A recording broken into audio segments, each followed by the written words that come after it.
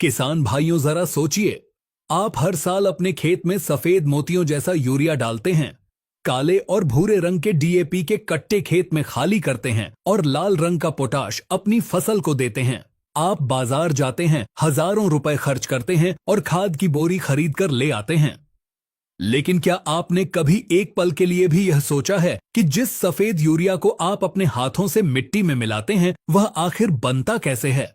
क्या यूरिया जमीन के अंदर से खोदकर निकाला जाता है? डीएपी खाद के अंदर ऐसा कौन सा खतरनाक रसायन मिलाया जाता है जो पौधे की जड़ों को फौलाद बना देता है? और जिस लाल पोटाश को हम फसल में चमक और वजन लाने के लिए डालते हैं, उसे बनाने का असली तरीका क्या है?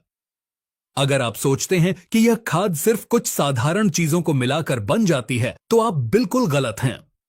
आज हम आपको किसी खेत में नहीं, बल्कि उन विशाल और रहस्यमयी कारखानों के अंदर लेकर चलेंगे, जहां हवा, पानी, खतरनाक तेजाब और हजारों फीट नीचे दबे पत्थरों से यह खाद तैयार की जाती है। आज आपको यूरिया, डीएपी और पोटाश बनने की पूरी और बिल्कुल सच्ची वैज्ञानिक जानकारी मिलने वाली है। नमस्कार किसान भाइयों, स्वागत है आप सभी का टेक्निकल एग्रीकल्चर यूट्यूब चैनल की इस विशेष मास्टर क्लास में। आज का यह वीडियो आपकी खेती की जानकारी को उस मुकाम पर ले जाएगा जहां आप सिर्फ खाद खरीदने वाले किसान नहीं, बल्कि उसके विज्ञान के असली जानकार बन जाएंगे। अगली बार जब आप खाद की बोरी खोलेंगे तो आपको पता होगा कि इसके अंदर का एक एक दाना कितनी लंबी और खतरनाक प्रक्रिया से गुजरकर आपके हाथों तक पहुंचा है।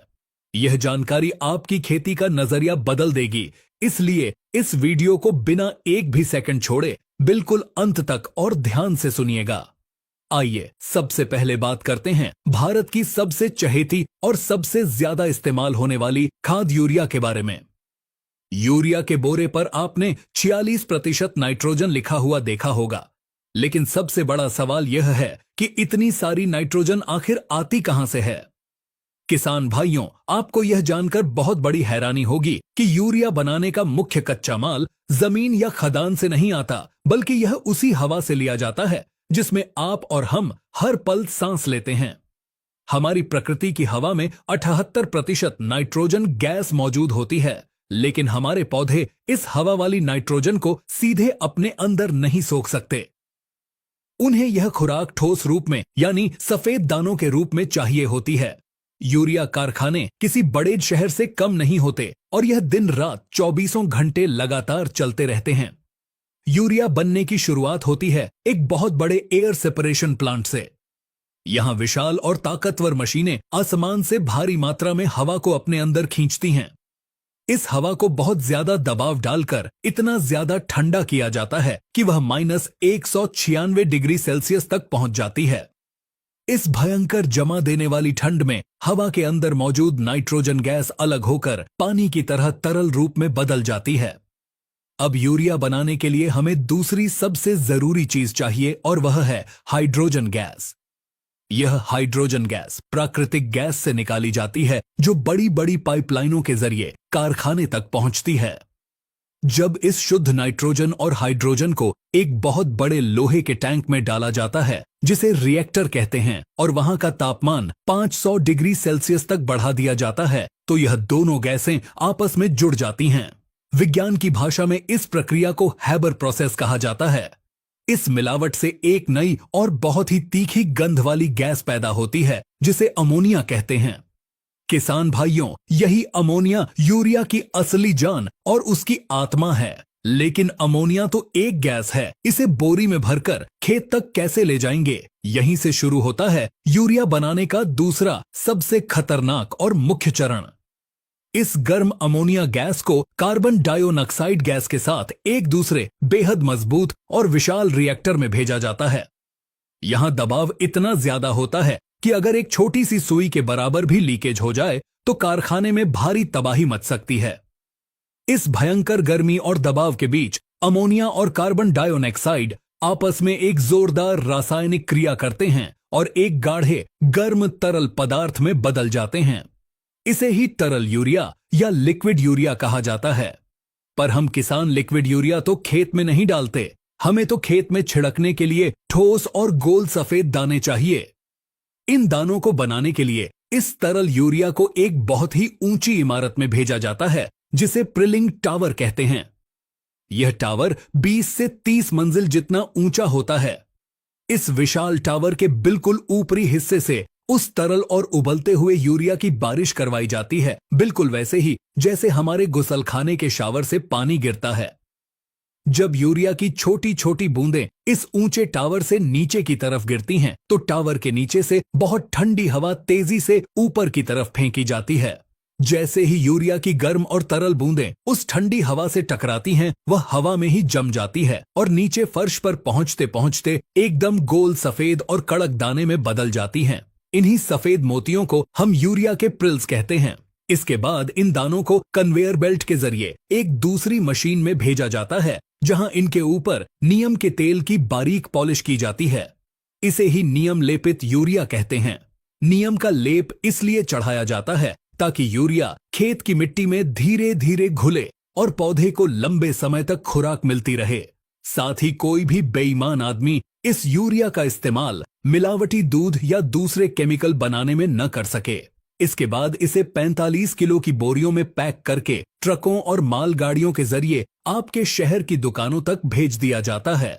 यूरिया तो हवा से बन गया, लेकिन किसान भाइयों, डीएपी हवा से नहीं बनता। डीएपी यानी डाई अमोनियम फॉस्फेट, जिसमें 18% नाइट्रोजन और 46% फास्फोरस होता है। इसे बनाने के लिए हमें जमीन का सीना चीरना पड़ता है। डीएपी का सबसे मुख्य कच्चा माल है रॉक फॉस्फेट। यह एक बहुत ही कठोर पत्थर होता है जो खदानों से निकाला जाता है। हमारे भारत में अच्छी क्वालिटी का रॉक फॉस्फेट बहुत कम पाया जाता है, इसलिए इसे मोरक्को, जॉर्डन और अमेरिका जैसे देशों की गहरी खदानों से खोदकर बड़े बड़े समुद्री जहाजों में भरकर भारत के कारखानों तक लाया जाता है। डीएपी बनाने के कारखाने का नजारा बिल्कुल अलग तरह का होता है और यहां से रसायनों की बहुत तेज और अजीब महक आती है। सबसे पहले जहाजों से आए हुए इस रॉक फॉस्फेट पत्थर को बड़ी बड़ी क्रेशर मशीनों में डालकर बिल्कुल आटे की तरह बारीक पाउडर में पीस लिया जाता है। अब इस सूखे पाउडर में से फास्फोरस निकालने के लिए एक बहुत ही खतरनाक और जानलेवा रसायन का इस्तेमाल किया जाता है, जिसे सल्फ्यूरिक एसिड यानी गंधक का तेजाब कहते हैं। जब रॉक फॉस्फेट पत्थर के पाउडर को सल्फ्यूरिक एसिड के साथ एक बड़े टैंक में डाला जाता है, तो पत्थर पिघलकर उबलने लगता है। इस भयंकर रासायनिक प्रक्रिया से एक हरे या काले रंग का बहुत ही गाढ़ा और गर्म तरल पदार्थ बनता है। इसे फॉस्फोरिक एसिड कहते हैं। यही फॉस्फोरिक एसिड डीएपी खाद का सबसे मुख्य और ताकतवर हिस्सा है। अब डीएपी बनने का असली जादू शुरू होता है।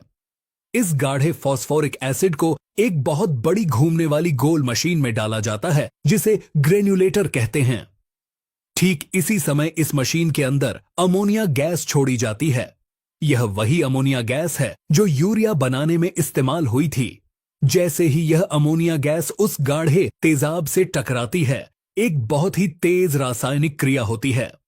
भयंकर गर्मी निकलती है और वह गाढ़ा तरल पदार्थ धीरे धीरे छोटे छोटे दानों का रूप लेने लगता है। मशीन के लगातार गोल घूमने के कारण ये दाने एक समान आकार ले लेते हैं। चूंकि रॉक फॉस्फेट पत्थर का असली रंग भूरा या काला होता है, इसलिए डीएपी के दाने भी आपको भूरे या काले रंग के दिखाई देते हैं। इसके बाद इन गर्म और गीले दानों को एक बड़े हीटर वाले ड्रम से गुजारकर अच्छी तरह सुखाया जाता है। जो दाने बहुत बड़े या बहुत छोटे रह जाते हैं, उन्हें छलनी से छानकर वापस पीसने के लिए भेज दिया जाता है, और जो दाने बिल्कुल सही आकार के होते हैं, उन्हें 50 किलो की बोरी में पैक कर दिया जाता है। जब आप इस डीएपी को अपने खेत में डालते हैं, तो यह सीधा पौधे की जड़ों पर वार करता है और जड़ों के जाल को इतना मजबूत और गहरा कर देता है कि पौधा आंधी तूफान में भी मजबूती से खड़ा रहता है। अब आते हैं तीसरी सबसे महत्वपूर्ण खाद पर, जिसके बिना फसल का कोई भी दाना पूरा नहीं भर सकता और न ही उसमें चमक आ सकती है, और वह है MOP यानी म्यूरेट ऑफ पोटाश, जिसे हम आम भाषा में लाल पोटाश कहते हैं। किसान भाइयों, पोटाश न तो यूरिया की तरह हवा से बनता है और न ही डीएपी की तरह इसमें कोई तेजाब मिलाया जाता है।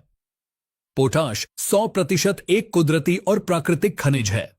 लाखों करोड़ों साल पहले हमारी धरती पर जहां बहुत बड़े बड़े और खारे समुद्र हुआ करते थे, समय के साथ वो समुद्र पूरी तरह सूख गए।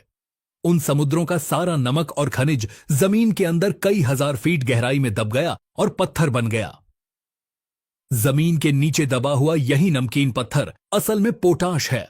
दुनिया में सबसे ज्यादा पोटाश कनाडा, रूस और बेलारूस जैसे ठंडे देशों में पाया जाता है। भारत में पोटाश की कोई खदान नहीं है, इसलिए हम अपना 100% पोटाश विदेशों से ही मंगवाते हैं। पोटाश को खदान से निकालने का तरीका बिल्कुल कोयले की खदान जैसा होता है। जमीन के अंदर 3000 से 4000 फीट नीचे विशाल खदानें खोदी जाती हैं। वहां बड़ी बड़ी आधुनिक मशीनें इस लाल रंग के नमकीन पत्थर को काटकर बाहर निकालती हैं। जब यह पत्थर खदान से बाहर कारखाने में आता है तो यह सीधा खेत में डालने लायक नहीं होता, क्योंकि इस पत्थर में पोटाश के साथ साथ खाने वाला साधारण नमक और बहुत सारी बेकार मिट्टी मिली होती है। कारखाने में सबसे पहले इस बड़े पत्थर को पीसकर बिल्कुल बारीक पाउडर बना लिया जाता है। इसके बाद शुरू होता है पोटाश को अलग करने का मुख्य काम, जिसे विज्ञान में फ्लोटेशन प्रोसेस कहते हैं।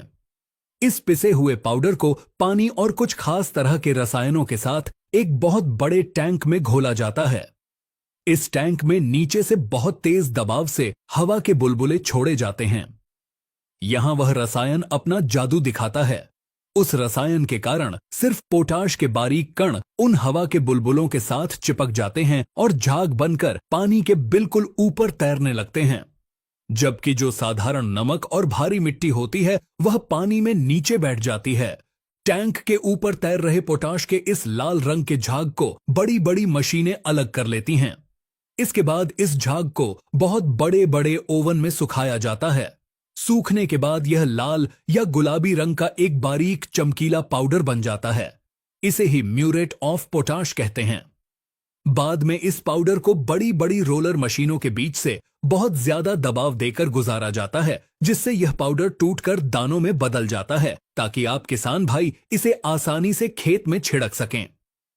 पोटाश का यह जो सुंदर लाल रंग आपको दिखाई देता है, यह इसके अंदर मौजूद लोहे के अंश के कारण होता है। यही प्राकृतिक लाल पोटाश जब आपकी फसल में जाता है तो वह पौधे के अंदर एक कुदरती हीटर का काम करता है, जो पौधे को भयंकर सर्दी पाले और गर्मी से बचाता है। साथ ही यह दानों के अंदर स्टार्च भर देता है, जिससे आपकी फसल का वजन और चमक दोनों बढ़ जाते हैं। किसान भाइयों, यह थी यूरिया, डीएपी और पोटाश खाद के कारखानों में बनने की पूरी असली लंबी और वैज्ञानिक कहानी। जिस खाद के कट्टे को आप कुछ ही मिनटों में अपने खेत में खाली कर देते हैं, उसे बनाने में प्रकृति के करोड़ों साल पुराने खनिजों, विशालकाय भारी मशीनों और बहुत ही जटिल रासायनिक प्रक्रियाओं का इस्तेमाल होता है। यह जानकारी आपको सिर्फ यह बताने के लिए नहीं थी कि खाद कैसे बनती है, बल्कि यह समझाने के लिए थी कि यह रासायनिक खाद्य कोई साधारण मिट्टी या अमृत नहीं है। ये बहुत ही ताकतवर और खतरनाक रसायन हैं। अगर आप बिना सोचे समझे सिर्फ इन रासायनिक खादों पर निर्भर रहेंगे और अंधाधुंध यूरिया, डीएपी खेत में डालते रहेंगे, तो वह दिन दूर नहीं जब हमारी जमीन पत्थर बन जाएगी और अपनी सारी प्राकृतिक ताकत हमेशा के लिए खो देगी। इसलिए टेक्निकल एग्रीकल्चर चैनल आपको हमेशा यह सलाह देता है कि सबसे पहले अपनी मिट्टी की जांच करवाएं। आपकी मिट्टी को जिस तत्व की जरूरत हो, सिर्फ वही खाद बाजार से लाकर डालें। और सबसे जरूरी बात, इन रासायनिक खादों के साथ साथ अपने खेत में देसी गाय का गोबर, हरी खाद, केंचुआ खाद और जीवामृत का इस्तेमाल जरूर करें। तभी आपकी मिट्टी भी जिंदा रहेगी, फसल भी सुरक्षित रहेगी और आपका मुनाफा भी 2 गुना होगा।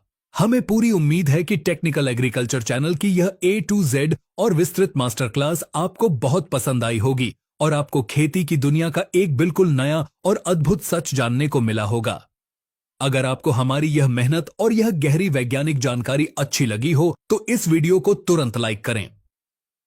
अपने सभी किसान मित्रों, रिश्तेदारों और अपने गांव के हर व्हाट्सएप ग्रुप में इस वीडियो को ज्यादा से ज्यादा शेयर करें, ताकि हर किसान भाई को पता चले कि जो खाद वह इतनी महंगी खरीद रहा है वह आखिर बनती कैसे है।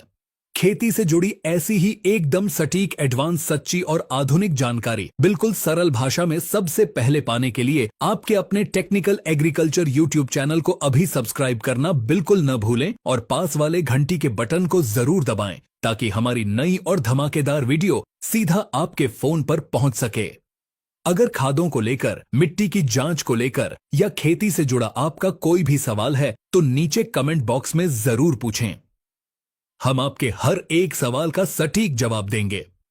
मिलते हैं अगले वीडियो में एक और शानदार और दमदार जानकारी के साथ। तब तक के लिए अपनी खेती और अपनी फसल का पूरा ख्याल रखें। आप सभी किसान भाइयों को नमस्कार और जय हिंद।